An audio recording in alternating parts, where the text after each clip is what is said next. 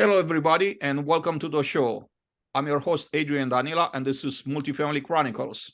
My guest today is Andrei Ghenciu. Andrei Ghenciu is a professor at University of Wisconsin, Stout. Welcome to the show, Andrei. Thank you so much, Adrian. It's great to be here with you this morning. Andrei, I want to give you the opportunity to share a little bit about your background with the audience. Let's start that way.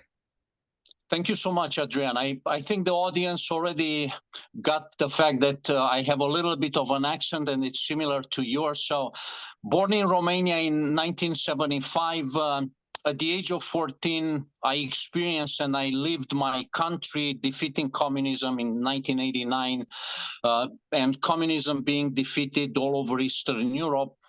At age 26, I moved to United States. I came here to get my degree, my PhD in mathematics, and I held several mathematics faculty positions. The first one starting in 2006 at University of Alaska, an absolutely fantastic place on our planet. I then, from 2009 to 2013, I held a position for 4 years at East Central University in Ada, Oklahoma. And since 2013, I have been a professor of mathematics here at University of Wisconsin, Stout. And University of Wisconsin, Stout is the only four-year university in the United States that won the prestigious Baldrige Award for Excellence, which led to my interest being reignited in leadership, in growth, and in related areas. And so I became a Baldrige expert starting with 2017. I started to give presentations around the world, and I also got a black belt in Six Sigma and Lean from a Baldrige Institute. And finally, in 2020, I joined the John Maxwell Company, and I became officially a coach, trainer, and speaker for the John Maxwell Company. So, Adrian, in a nutshell, that's the story of my life, if you want. Andrei, I want to go back on the part where you grew up. You were born and you grew up in communism. Obviously, our main topics will be around leadership and your thoughts on leadership. But I do wanna ask you, because in today's society, I think a lot of people get attracted by these ideas of equality, and everybody should be equal, and the equality of outcome is something that I think people don't quite understand. But what communism really is, and if you want to share some of your experience during the communist years, I think that'd be very interesting for some of our audience to hear firsthand, some stories. Yeah, absolutely, Adrian. And I remember when I was about maybe 5 years old, I remember being in my room and looking at the globe and really wondering, would I ever be able to see anything outside of my country? I don't know about you, but at that time and throughout childhood, I really thought communism was invincible. I really thought that, and I thought that it would be almost impossible for me to travel. And then in 1987, when Ronald Reagan went to the Brandenburg Gate and said, "Mr. Gorbachev, tear down this wall," it shook me. I thought, you cannot tell that to Mr. Gorbachev. It really shook me. And I didn't really understand the impact of that. And then, of course, we defeated communism in 1989. And I had the chance to travel after that. And I kept telling the stories, during communism. And I would share with my friends, I would share with almost all the audiences. I'm sure you recall, my grandma used to wake up at 3 a.m. in the morning just to get in line, just in case they would bring some milk. Or they would sit in huge lines just for the chance that there would be some food for us to feed, our families. So times were really, really difficult. And I also remember a phone call that my mom received once from somebody in the United States. And you remember those old phones? You couldn't know like nowadays who's calling. So she picked up the phone And so she talked briefly, and then the next day she was called by security and she was interrogated, and we were petrified. We were petrified. If you remember those times, if you had a connection with somebody outside of the country, it was a terrifying experience, and we felt so fortunate that things were okay with my mom, and she didn't end up going to prison. So a terrible experience, an experience that we lived, and we need to tell these stories just so that we make sure that these things don't happen again. And we need to tell the raw story. I'm going to share another thing, and then maybe we can move on to other things. But I don't know about you. I always wanted to go to see the Berlin Wall and to go to Berlin. But it took me way too long. Ronald Reagan said, Mr. Gorbachev, tear down the wall in 1987, and I only get to go to Berlin in 2017. So 30 years. I always wanted to go, but somehow I couldn't get to go there. And I remember my friend Eva, who grew up in East Berlin, so in the communist side of the city. Now she lived in West Berlin, and she was an extraordinary guide throughout the city. And we went to the Brandenburg Gate, and so I asked her, so Eva, where were you when the wall fell? And I remember vividly how she looked in my eyes and she said, Andrei, the wall didn't just fall. We took down the wall. We took down the wall. Like we tend to say these things like it happened and it's in the past, but there was so much behind taking that down wall. So many lives were lost. It took the courage of the U.S. President Ronald Reagan to make that happen. It took efforts from so many and lost lives around the world. And so it's a story that we need to keep saying because we don't want to repeat those things that happen. Thank you very much for sharing very powerful stories. I have a couple of my own that I've been, fortunate enough to share them at different events and different on different podcasts. Andrei, I just wanted to ask you before we go into other topics: is the American dream real? And what is your American dream? How would you picture your personal American dream? You know what, John? I think my personal dream is tied to the core values that we know America always stood for freedom, for democracy.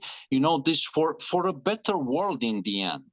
We are where we are nowadays because United States got involved in the beginning of the previous century, and because United States fights for the right values, and we are where we are, you and me, because again, it's because of the United States and the courage of the United States citizen to go around the world and to promote these values, and ultimately to make the ultimate sacrifice, which is absolutely amazing. So to me, the American dream must be tied with the core values of the America that I always believed in: courage, freedom, democracy, and ultimately the love for your country, which these days it's a little bit more difficult to see these values promoted and lived, but I'm very confident and optimistic that things will get better and we will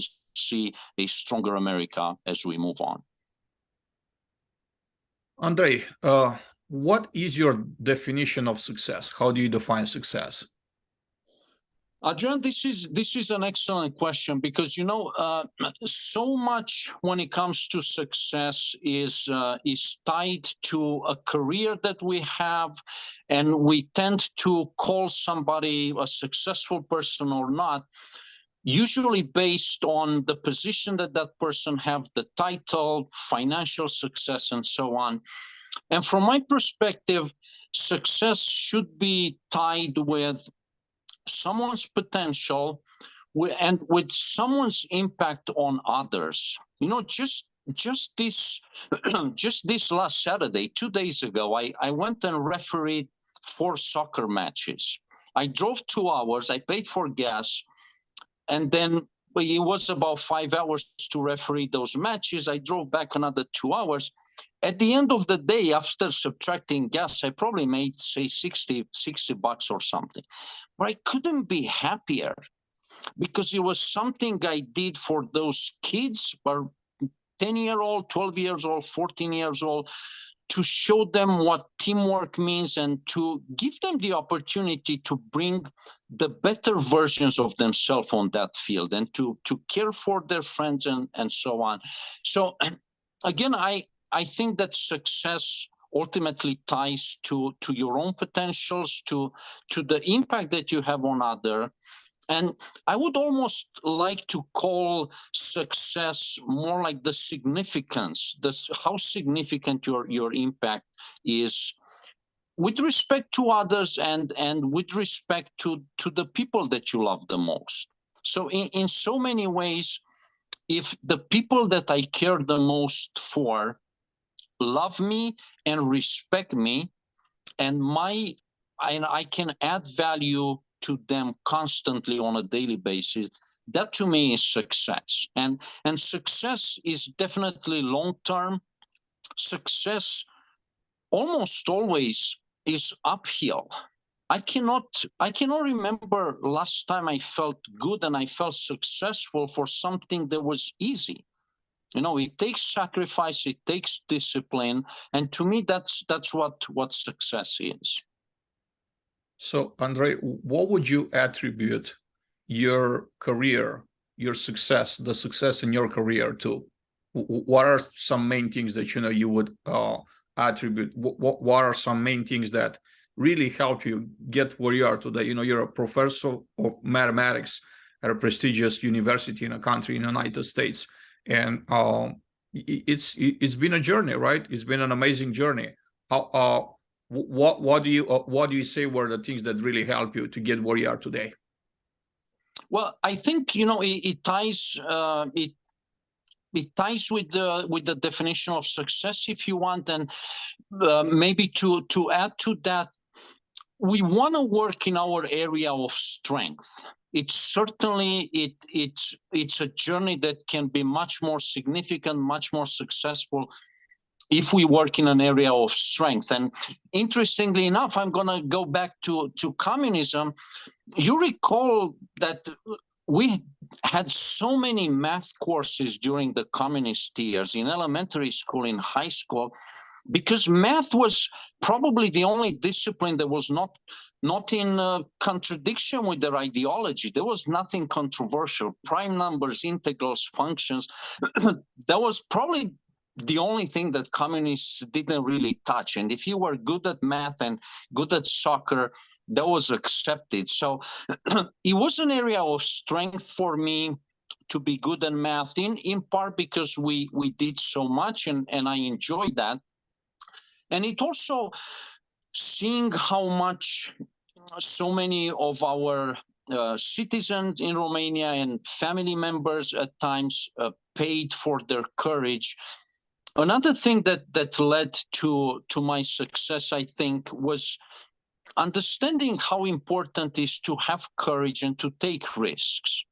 So when I moved here in the United States, it was 2002.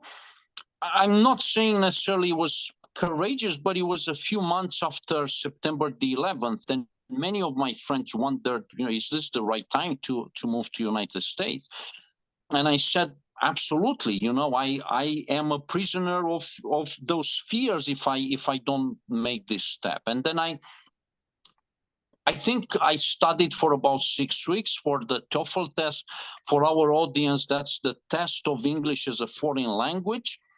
And I came here, and in 5 days, I started to teach for the first time in Denton, Texas, where definitely they speak a little bit of a different language than in most parts of the United States. So it was an interesting experience, and the success again is attributed to math being an area of strength, having tremendous models growing up, in my mom, in my grandma, in my circle, inner circle, if you want, and some of the models that come to mind, you may be familiar with, and then having mentors here in United States, and understanding that growth ultimately must be intentional, that we need to do something on a daily basis if we want to grow and if we want to succeed. Andrei, I want to go to leadership next. For me, it's a very important topic, but probably not because not how most people will think. I think it's very controversial in many ways. I'm not gonna get into those details. I'd like to give you the opportunity to give me your definition of leadership, and then I'll have a couple of follow-up questions.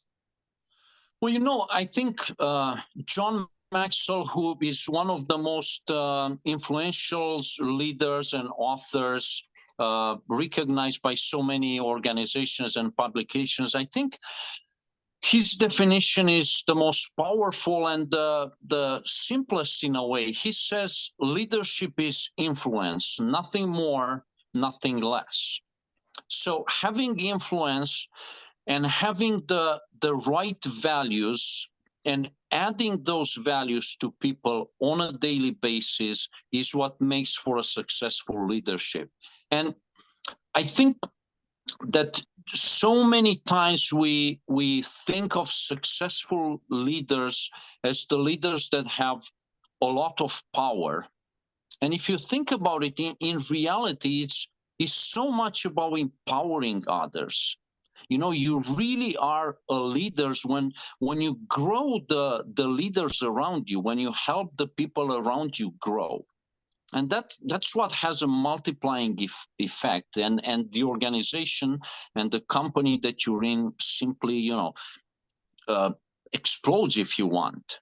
And so it has this multiplying effect. And again, it goes back to the core values of the company, the core values of the leader. And as long as everything you do is based on those values, is based on some healthy principles, I think that's what leadership is all about. And leadership is definitely a journey. And so much when it comes to leadership resides on working with people. So I think we need to move from this idea of expertise automatically translates into leadership. Leaders need to be experts, need to be recognized figures in their area of expertise. But after that, there's so much more. People should want to work with the leader. They shouldn't do things because of the position of the leader and the authority that the title is given to that leader. Ideally, people want to work with that leader, people value that leader, and sometimes, most importantly, the leader sees something in others that even themselves cannot see. I think, to me, that's when somebody had the most influence on me, it was actually when they saw something I didn't even see. And that was just amazing. It didn't happen very often throughout my life, but those leaders definitely had unbelievable impact on me, and those were more or less turning points in my life and in my career. Leadership, let's call it this way, it's a multi-billion-dollar industry. Social media is flooded with quotes with people that call themselves leaders, people that are called leaders by others. I think that there's a lot of information that's actually more harmful for people than helpful, because it paints a messianic type of picture of leaders, which in reality it's just something that, in my personal opinion, it's totally different. It's not something that you help people with.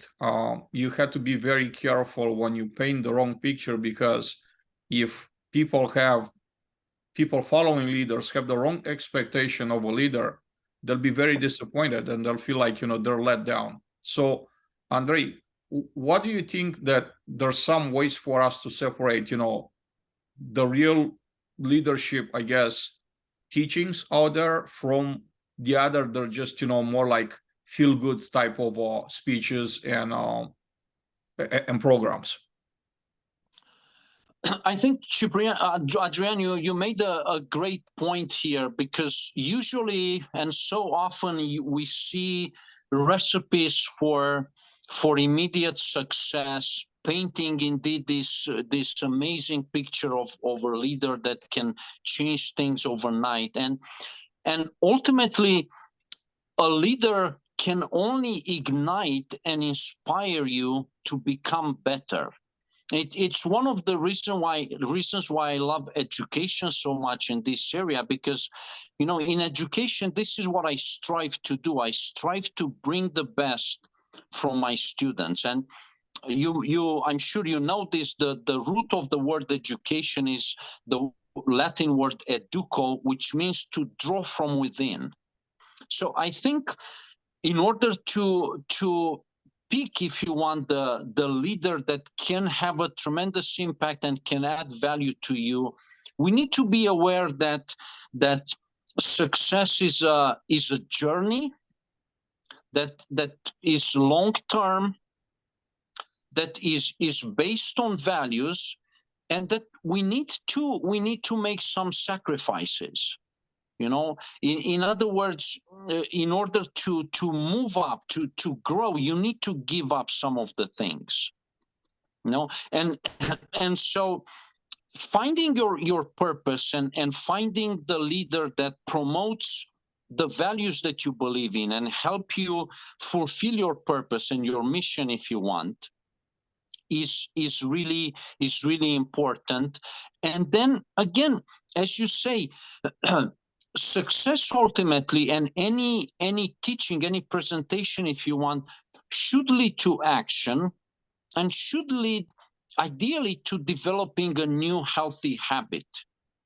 So indeed, there are those motivational speakers that make you feel good and you feel amazing at the end of the presentation. But what do you do 3 days after that? Do you change some habit? Is there something that you decide, these are the 2 new habits that I'm going to change and they're going to help me grow? So I think you made an excellent point there. It's something that should lead to action, which ultimately should translate into some healthy habits that are congruent to what you believe in and what your purpose is. And interestingly enough, I will share this story with you, Ciprian. John Maxwell, again, is my mentor, is somebody that has a tremendous impact on me, on my growth. I'm learning so much from him. But it took me about 2 years to really appreciate John, because at first, I don't know if you're very familiar with his presentation, he sits down at the table. So the first time I watched him, I didn't pay too much attention, because I'm used, as you say, with people that move around all over the place, and this, which is not necessarily bad. But I said, I'm not going to listen to somebody that, sits down. And then I realized how much I missed. And I realized that it was an atmosphere that was so much more. It brought me closer to him, and it was just different. So indeed, it's, as you say, it's all about the things that we do, the habits, the actions that we take, and having values that are congruent to those teachings. Andrei, are we born leaders? Can we all become leaders? What's your take on this? That's an interesting question, Ciprian. I think, I don't think we are born leaders. I think we are. We have some qualities that are more conducive to becoming leaders. but I really believe that leadership is something that we can develop. So as I said, some people are more, are a little bit more gifted than others, but it's something I really believe that we can learn and we can develop into leaders. And it may be a long journey and it may take a long time, but I think it really starts, and this is something that I'm learning every day as a teacher, as a professor, as an educator. It really starts with valuing others. When we start valuing the people that we work with, that is a fundamental shift. And then we want to understand, we need to understand that even if we value them, we always need to make sure that they feel valued. So that's why we always need to stay in a continuous communication with them and make sure that what we think that they can perceive as being valued is actually what they really feel. And as you know, attitude is really important. So developing these daily disciplines of valuing others, or on understanding how to inspire others, it could be a long journey, but it starts with one day at a time, 1 week at a time. We can be leaders in our inner circle of friends. We can then volunteer to work for a church, say, or for a small organization. It doesn't have to be the leader that works with hundreds of people in a company. We can really start small. It's probably the best way to do it. If we really want to test ourselves, we can volunteer to do something, because I tell you what, if to me that's the ultimate test. As a volunteer, people don't have to do anything for you. You need to work with people that want to be part of whatever you're involved in. So to kind of summarize, we're not born as leaders. Some are more gifted than others, but we can become leaders. It's a journey that takes a lot of disciplines, and as long as we start small and we're patient and we value others, we can become leaders. Yeah. What do you think? I'm curious on your intake on this. I think there's certain traits that we're born with. You hear this often saying, he's a natural born leader. Leadership is influence, like you said. Understanding how to influence people, I guess it's very important, because it's a marker of how you could become successful quicker. Are we born leaders? I think some of us more than others were more geared towards, personality-wise, becoming leaders, like taking charge, right? Taking charge and basically leading by example, driving. I think this is the word. We're driving things, being a driving force in our industry that we're in life in general, in our circle of friends. Some of us are not that way just because they're a different personality. Introverts, for example, I'll say my wife is an introvert. She's not comfortable in that type of situation. Could that be trained? Absolutely, 100%. So I think mostly everything could be trained. But I also wanted to say that you had to look at your personality and say, okay, I don't have, I guess, the qualities. I'm not the type of personality that could become a leader. And I don't really have the drive. Is it really an investment, a worthy investment for me in, spending all this time and money, become a person that I don't feel that I am? Like, I'm not naturally that type of person. I think it's for each one of us to determine what the answer is. But I'm a firm believer in you should play to your strengths. So if your traits are different than, what traits are needed for a person to become an influencer or influence. Maybe the answer is not putting all your money to become a leader. Not to say that that's impossible. It's just gonna be an uphill battle. But maybe it's easier. Maybe there's easier ways for you to become successful without being that leader. Like, not everybody has to be a leader. For example, there's a conversation and there's a lot of memes about a boss versus a leader.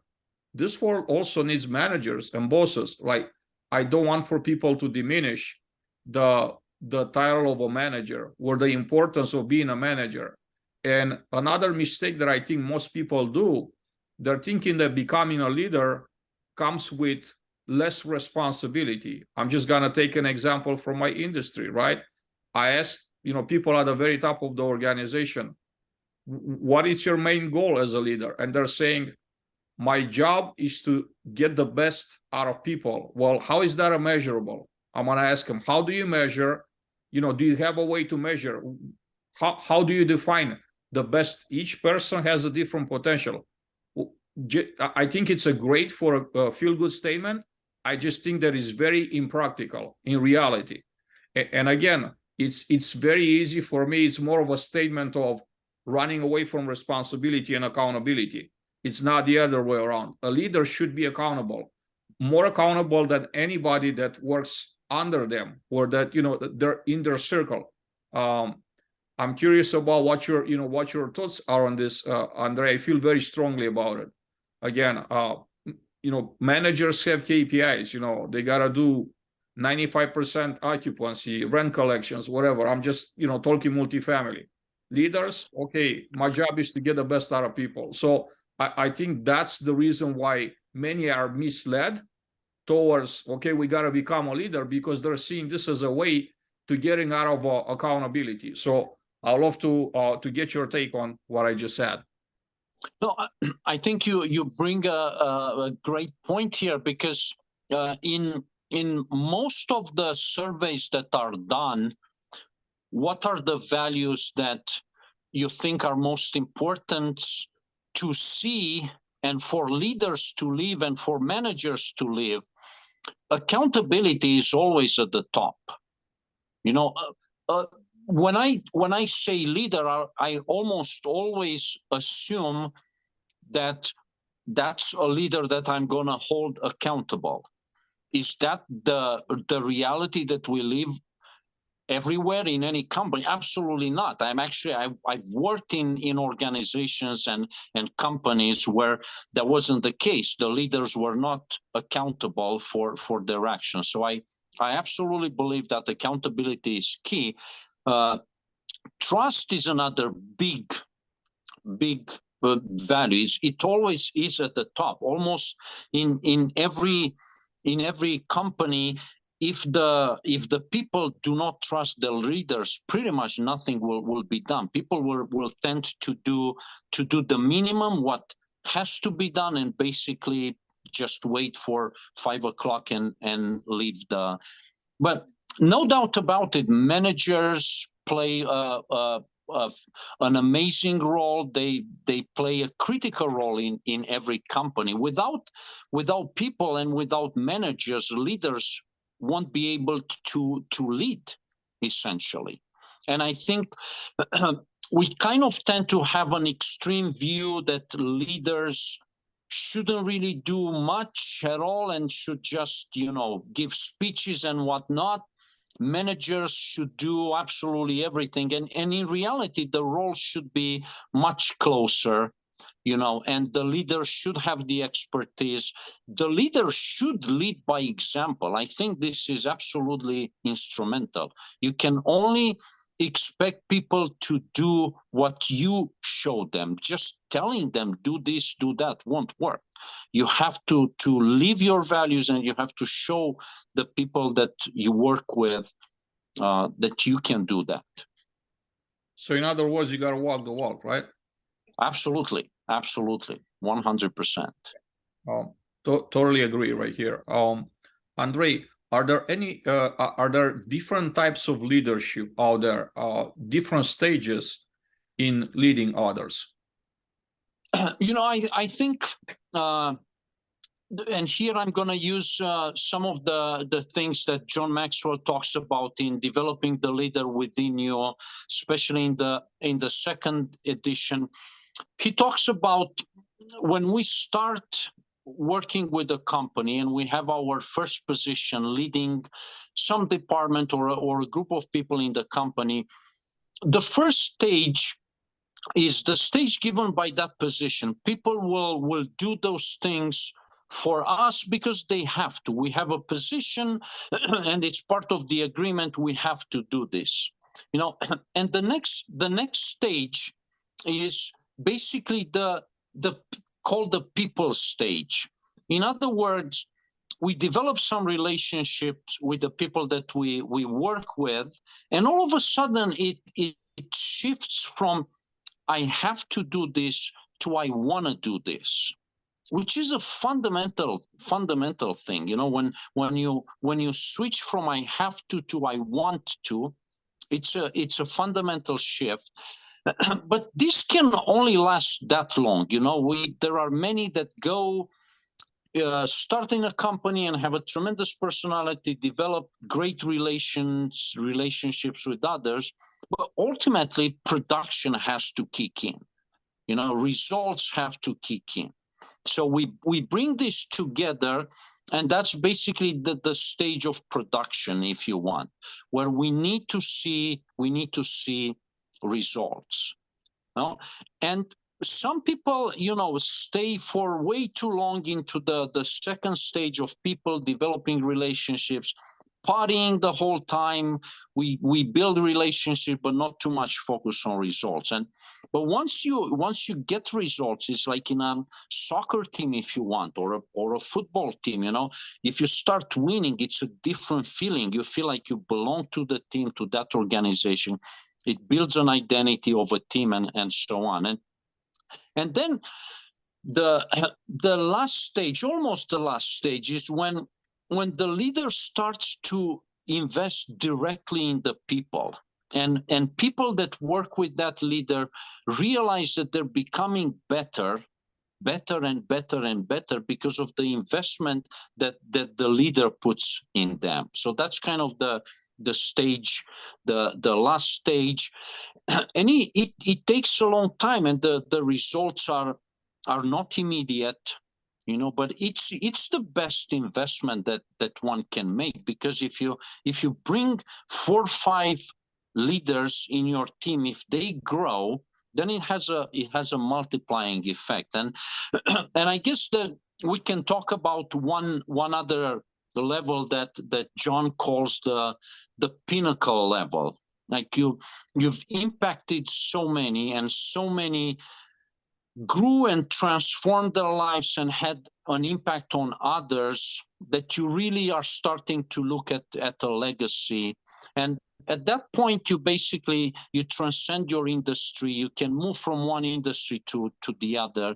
It's basically you're a leader for really who you are. Everything that you do, you live your values. So, that's very few people reach that level. Ideally, in a number of years, we should reach the 4th level, where there's results. We still want to build the relationships with everybody. We have results, and we focus on investing on others and seeing them grow with the company. Andrei, let's talk about mistakes and failures. How do they influence us? How do they shape us? How should we look at? How should we tackle them? And how should we take them? How should we react to them?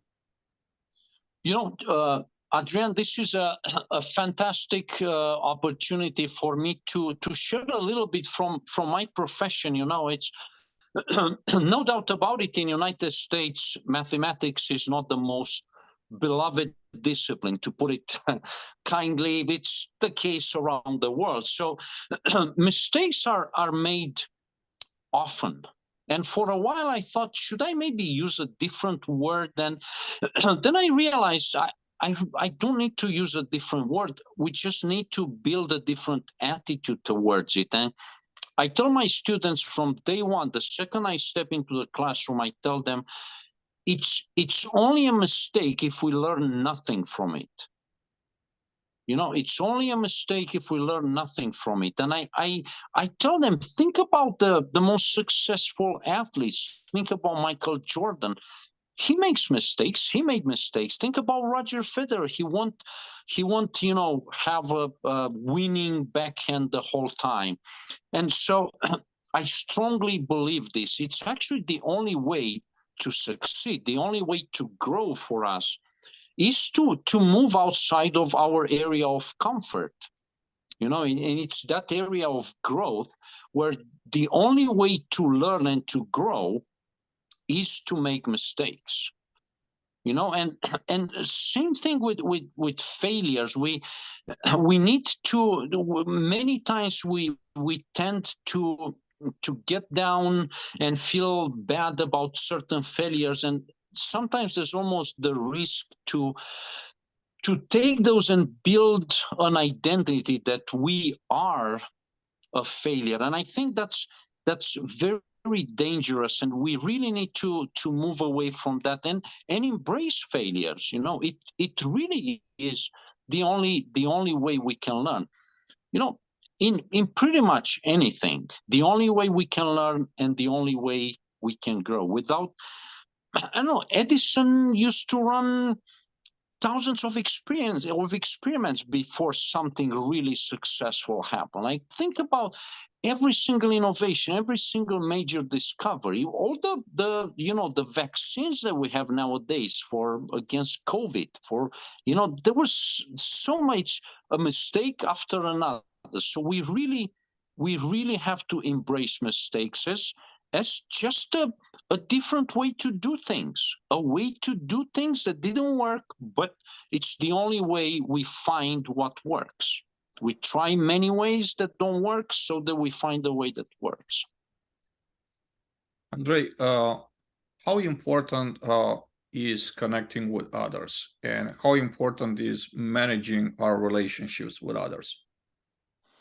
You know, I think that is as important and ever, and more important than ever. Maybe we realized how critical it was during the pandemic. You know, we realized how critical it is to connect to others. And it's when I did make this agreement with myself, if you want, this promise that I will take connected to the next level. If in the past I would have sent an email to somebody, now I'm asking, isn't it better maybe to send a text? If in the past I would have sent a text, now I'm thinking, should I make a phone call? You know, it's this more direct conversation that I think, and more direct way to connect, that I think is really meaningful and could be very meaningful. And, you know, getting together with people, it's absolutely critical. And you know, it's key. Relationships are key. I think it was Jim Rohn that said that we are the average of the 5 people that we connect the most with. We end up, you know, eating what they eat, reading what they eat, you know, dressing what they dress. And so relationships are critical, you know. Having a great relationship. You are a dad of a proud 16-year-old now, am I correct? Going on 16, yeah. Okay, so you know how critical these relationships are. So the most important relationships for us, and then relationships in general, they're absolutely critical for success and for significance. Absolutely. Andrei, we're about to wrap up conversation this episode today due to time restraints mainly. It's been a great pleasure to have you here on. Before we wrap it up, I would like to give you the opportunity to say something you wish you would have said didn't have the opportunity to, or to maybe answer a question I didn't get the opportunity to ask?